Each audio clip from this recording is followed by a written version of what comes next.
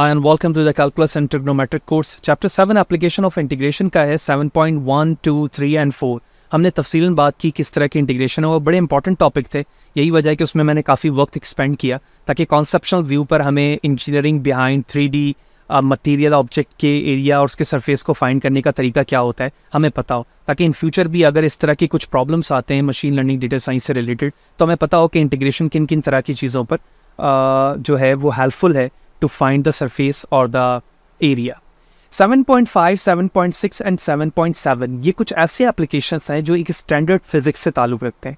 तो I am pretty sure कि basic physics हमने पढ़ी हुई है, तो मुझे ऐसा लगता है कि इस पे हमें ज़्यादा वक्त गुजारने की ज़रूरत नहीं है, क्योंकि ये फिज़िक्स के वो प्रॉब्लम्स हैं जो आपने उस कॉलेज लेवल से पढ़ना शुरू किया, जिसमें वर्क डन हो गया, फोर्स हो गया, मोमेंटम हो गया, ठीक है, कुछ बेसिक रूल्स हो गए एक्सेलरेशंस के. तो उस रिस्पेक्ट से किस तरह से वहाँ पर इंटीग्रेशन का इस्तेमाल करके उन प्रॉब्लम को सॉल्व किया जाता था, वो सारी चीज़ें इसमें मौजूद थी. तो मैं इस सेशन पे सिर्फ और सिर्फ ब्रीफली बताना चाह रहा हूँ. आप उनकी रीडिंग करके ये चीज़ें समझ सकते हैं, क्योंकि हमारा फोकस कैलकुलस के उन कोर टॉपिक्स पे सबसे ज़्यादा है जो मशीन लर्निंग, डीप लर्निंग या डेटा साइंस पे फ्रिक्वेंटली वे पे इस्तेमाल होने वाली है. हम उन चीज़ों को बहुत लाइट वे पे अंडरस्टैंड करने की कोशिश करते हैं, ज़्यादा टाइम नहीं लगाना चाहते, जो कि प्योरली उस बैकग्राउंड से ताल्लुक़ नहीं रखती. तो 7.5 जो है वो वर्क का है, which mean work done by the constant force. Physics में जो वर्क की डेफिनेशन है वो उसकी डेफिनेशन को फुलफिल करने के लिए वर्क डन की definition bye a variable force किस तरह से एक्सप्लेन होती है और उसमें इंटीग्रेशन का रोल क्या है वो यहाँ पर बताया जा रहा होगा. ठीक है, उसकी कुछ एग्जांपल्स हैं, वो सारी चीज़ें मेंशन की गई हैं.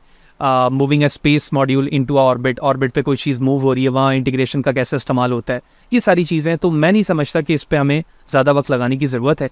इसके बाद जब आप 7.6 पर आएंगे तो 7.6 के अंदर सेंटर ऑफ मास है, सेंट्रॉइड है, मोमेंटम है, ये सारी चीज़ें स्टैंडर्ड फिजिक्स की आ गई. इसमें किस तरह से इंटीग्रेशन का इस्तेमाल हो रहा होता है, और हम कॉलेज लेवल पे इस चीज़ें पढ़ कर आए हैं कि मोमेंटम जब दो चीज़ें कोलाइड करती हैं, collision body, one dimensional space, ये सारी चीज़ें किस तरह से इक्विलिब्रियम स्टेट, ये सारी चीज़ें भी उन्हीं चीज़ों पे इस्तेमाल हो रही होती हैं.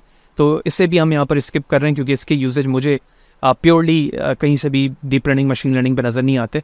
तो फिर भी आई रिकमेंड यू कि आप इसको सिंपली ज़रूर पढ़ें, ताकि आपको पता हो कि ये चीज़ें स्टैंडर्ड वे पे कैसे इस्तेमाल होती हैं अगर आपने नया पढ़ा हो तो. And the last one is 7.7. 7.7 के अंदर जो है वो fluid pressure and fluid force है, यानी लिक्विड का जो एक प्रेशर होता है, लिक्विड का फोर्स होता है, वो किस तरह से इंटीग्रेशन के रूल को इस्तेमाल कर रहा होता है.